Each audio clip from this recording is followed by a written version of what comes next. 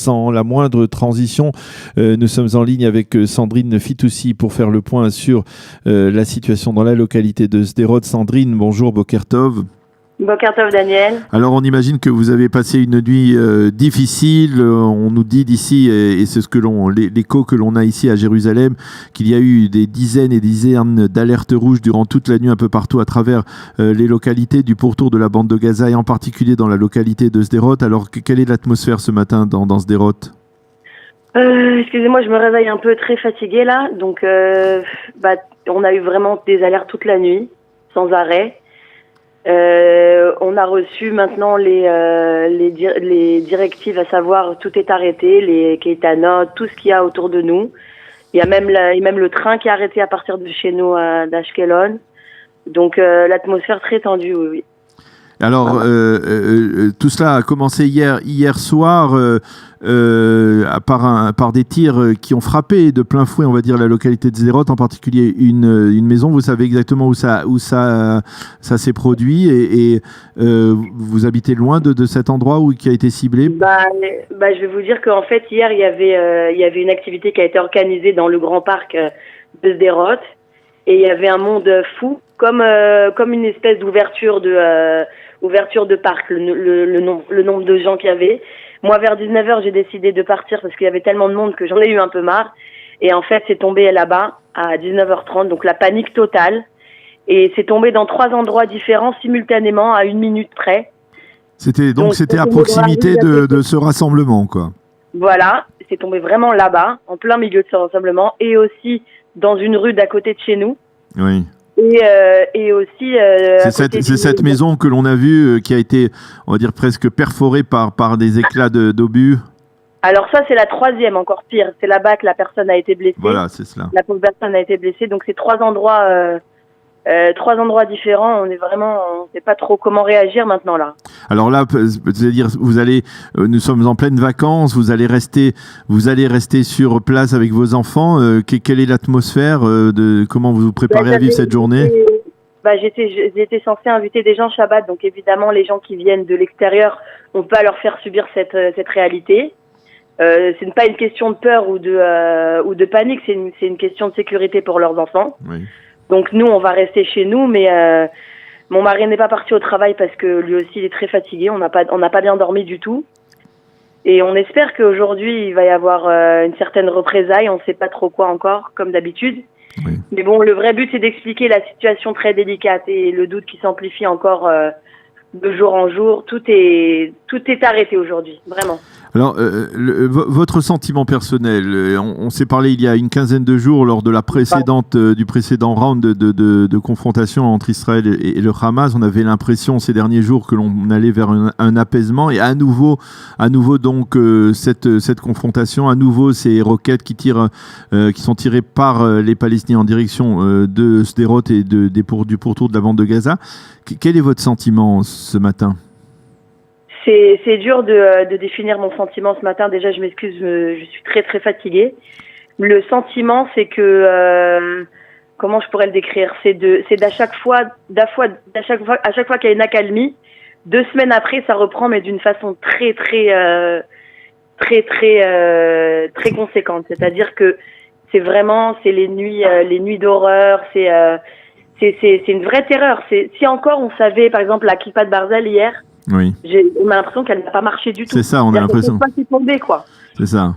Parce que quelque part, le Kippa de Barzel, le dôme de fer, vous donnez une sorte de sécurité, le sentiment que vous étiez protégé et que le ciel de Sderot était étanche face à ces tirs. Exactement, Daniel. Et puis hier, en fait, je pense que ça nous a replongé dans une insécurité comme avant.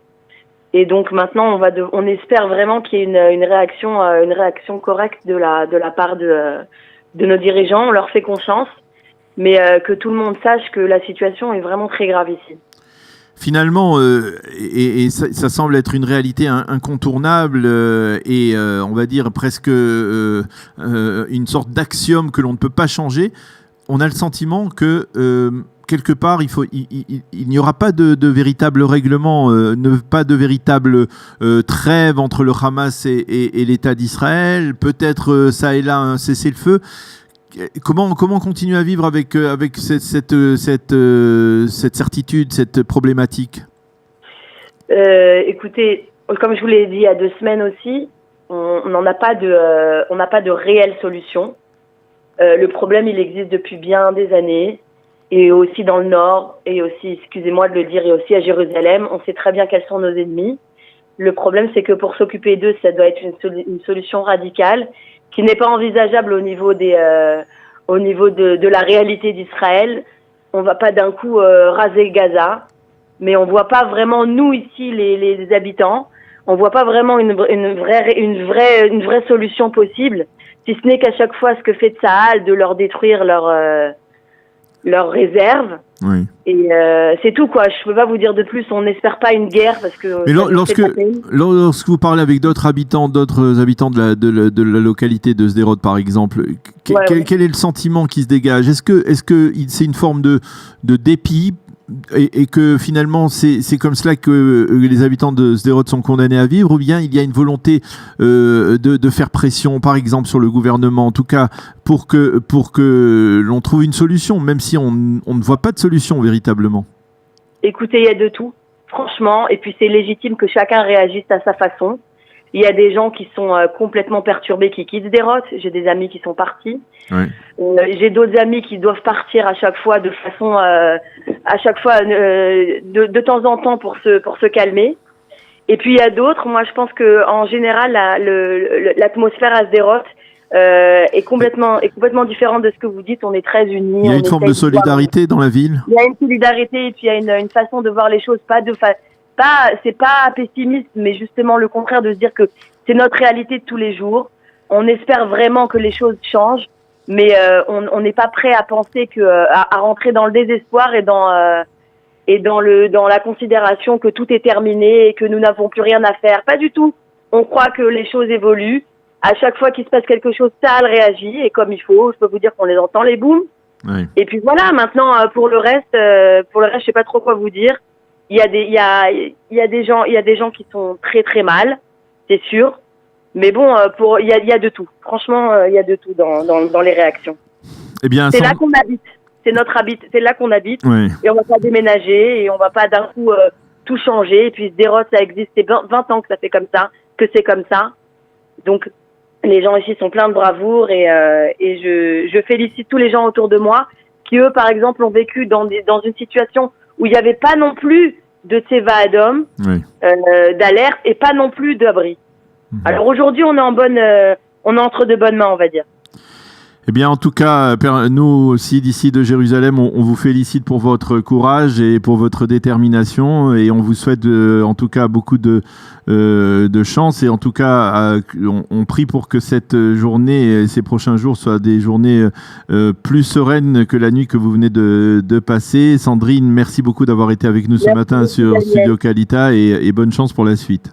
Merci beaucoup.